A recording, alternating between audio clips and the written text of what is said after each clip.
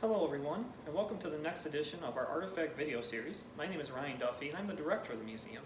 And this week we're going to talk about another one of the sort of oddity businesses that grew up here in Batavia and was prosperous for a brief time, but still left its mark on our history here. So this company is known as the Buffalo Cut Glass Company. Now, the Buffalo Cut Glass Company began, believe it or not, in Buffalo, and it actually started on Swan Street in Buffalo. But in 1905, they outgrew their factory there in Buffalo and sought to find better housing for their business. And they actually ended up moving east to Batavia here and found a new spot to move their 25 employees and their cut glass making process. So they actually moved to a spot on Exchange Place.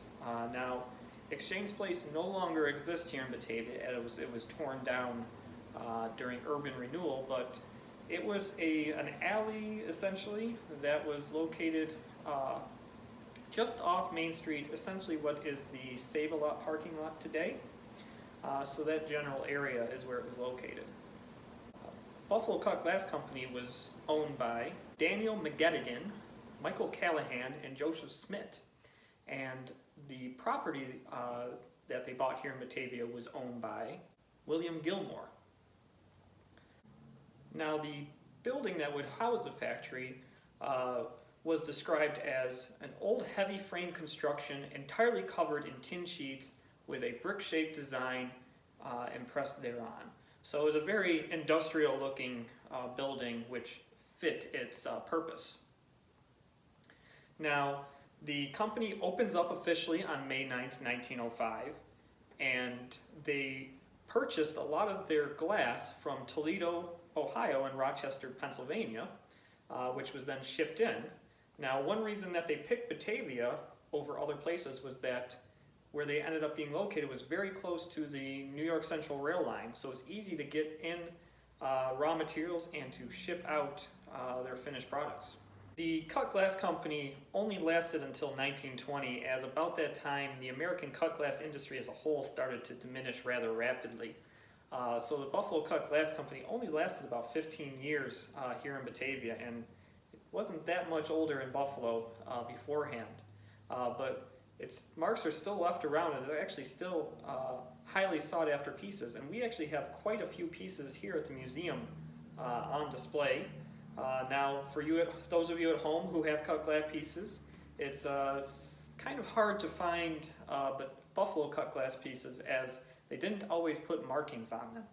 So without markings, it's very hard sometimes to recognize a piece because they sometimes were similar to other styles. But if you do find one with markings, you want to find one with a buffalo on top of a globe, and that'll identify your Buffalo cut glass pieces. So let me show you a few pieces we have on display here. That'll give you some idea what I mean by cut glass, and then you can marvel at just how beautiful they are. So here we've got some dishes, candy dishes and such, that you would have out for your guests. Now, when you're dealing with making cut glass, there's a pretty intricate process that needs to go through. The first step is to mark the pattern on a glass blank with a revolving abrasive wheel while the piece was moistened and cooled by steam of wet sand. The person doing this first phase was called the rougher. The piece then went to the smoother, who went over the rough cuts with a sandstone wheel. And the final stage was the dipping, where the finished cut glass piece would be dipped into acid to produce a high finish. Now, here are some really exquisite pieces. We have a very tall cut glass vase and a decanter. Now, Joseph Smith was the one who designed most of the patterns, while Michael Callahan did some of the rough cutting. Schmidt also did the dipping. In a Daily News article for the opening of the business, they reported that the glass blanks were purchased for about $9 per dozen, and the finished pieces were sold for about $6 each. So they could make a pretty profit off this, and these, at the time, $6 for a decorative item was quite a bit of money.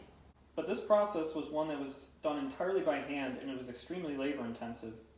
So that's why the price was so high, and as a result, cut glass became a status symbol for the wealthy.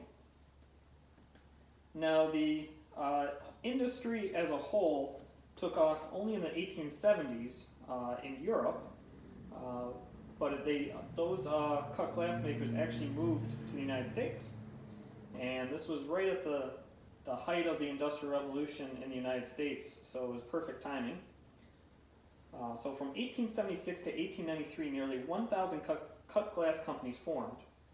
In about 1897, molding processes and acid polishing techniques were developed, creating a flood of inferior products. By 1908, so just about a decade later, they were down to 100 companies remaining. So down to a tenth of what they had been before. And once World War I broke out, that really was the death knell for the cut glass company, as a key ingredient needed in making the glass was lead oxide, but that was needed heavily for the war. We actually have 23 pieces from the Buffalo Cut Glass Company here at the museum on display, and we actually have them displayed behind me here in our very intricate cabinets that came from the Richmond Mansion, which is in a previous video if you want to learn more about the Richmond Mansion. But these are rather exquisite pieces, and they really are prime examples of really good cut glass, which you can't find anymore. So if this has any interest into you, please come down to the museum and check it out, because you will be really surprised at just the beauty that these pieces bring out. Well, I hope you enjoyed this edition of our Artifact video series. And as always, if you've missed any in the past, feel free to go check them out on our YouTube channel, Holland Land Office Museum, and be sure to check out the future ones as we go forward.